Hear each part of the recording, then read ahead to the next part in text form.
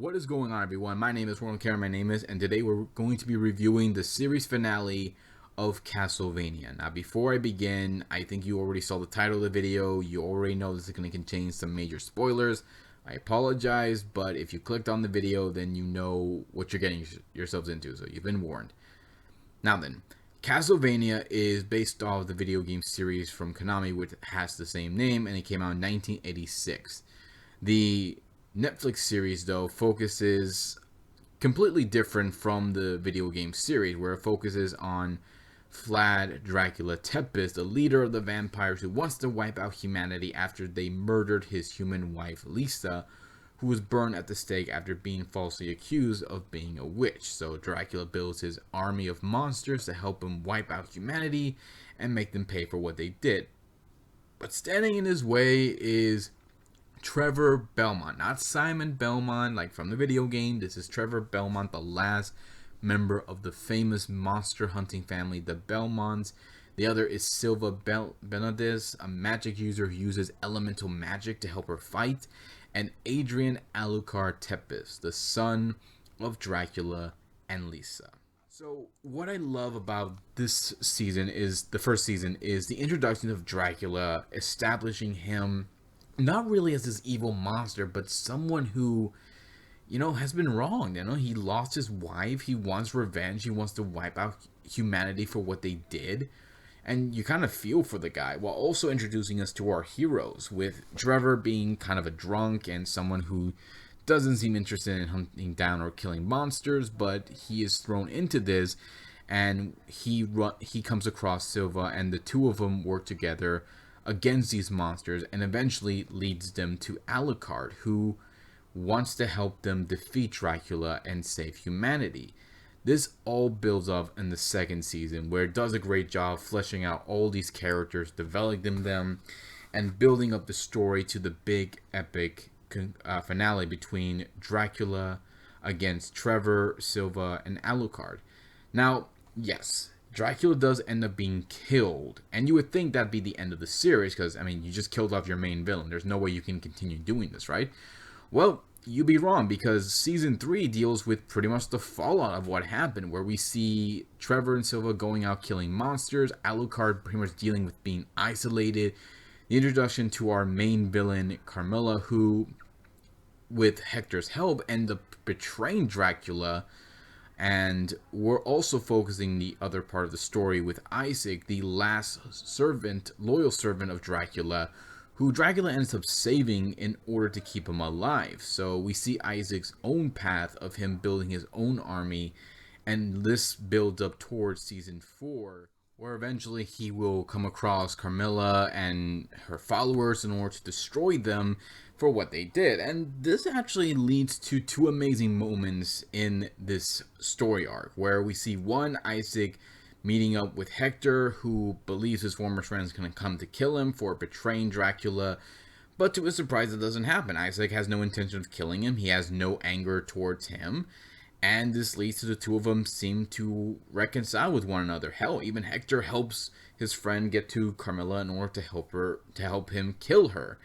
And this leads to the second amazing moment in this one episode, where we see the great fight between Isaac and his monsters against Carmilla, and ends with Isaac coming out on top, and ends his story arc with him deciding on making his own path of what he wants to do, with Hector pretty much doing the same thing, thus ending the story arc for these two characters. While the other half of the story focuses on Alucard helping a group of humans find shelter, while Trevor and Silva find out someone's trying to resurrect Dracula.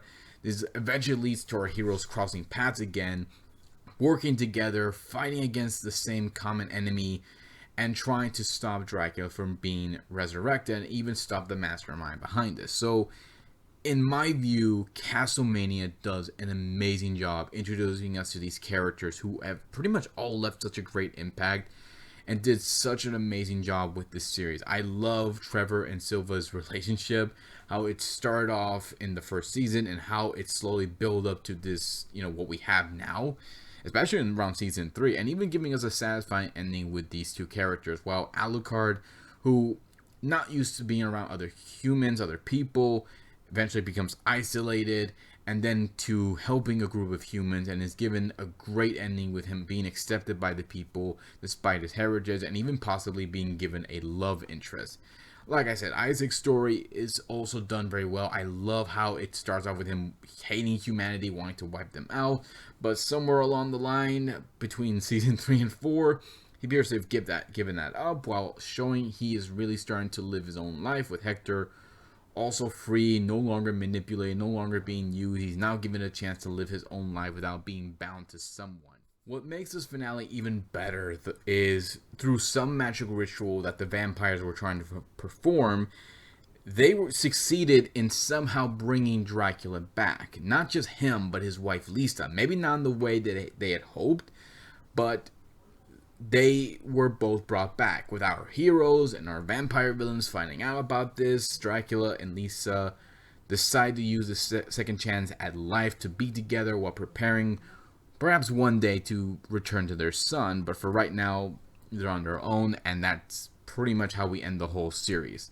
with the two of them back together. And I love this. I mean, Castlevania, in my view, did such an amazing job with these episodes, building up these characters, building up these stories, and how well, it gets you invested, keeps you hooked on everything that's going on, and you're always worried what's going to happen to our characters. You want to see them make it through this to the very end, and you're given a pretty satisfying ending, a very satisfying ending for everyone, satisfying deaths for the characters you want to see get killed off. You see that happen. In my view, though, the animation, the fights were done so well. I love the animation for this series. I love the fight scenes. Everything looks so beautiful, looks so clean, looks so epic. The fights, in my view, with our heroes against the monsters, the vampires, monsters and vampires fighting each other, and even our main villains against our main heroes, also done so well. Kept you on the edge of your seat with everything that's going on. I especially love how they show so much emotion during these fights. Makes you want to root for them, makes you care about them, and you kind of see what they're going through during these fights. And in my view, without question, Castlevania delivers on everything it set out to do.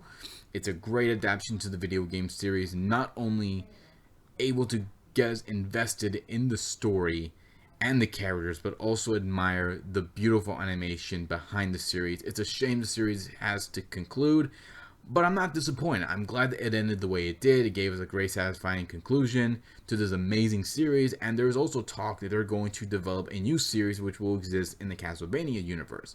We don't know what that is, but this isn't the end. It's only the beginning, and I'm looking forward to seeing what happens. So that's pretty much it, guys. You have a different opinion about this or what you think about the whole Castlevania series. Leave some comments below. Let me know what you think. Hit the subscribe button, check my Facebook page, check my Twitter page, check out T3Me's channel, subscribe to their channel, keep the video with the videos, and I'll see you next time to give you more love and more entertainment. Until then, take care, be safe, love y'all, and goodbye.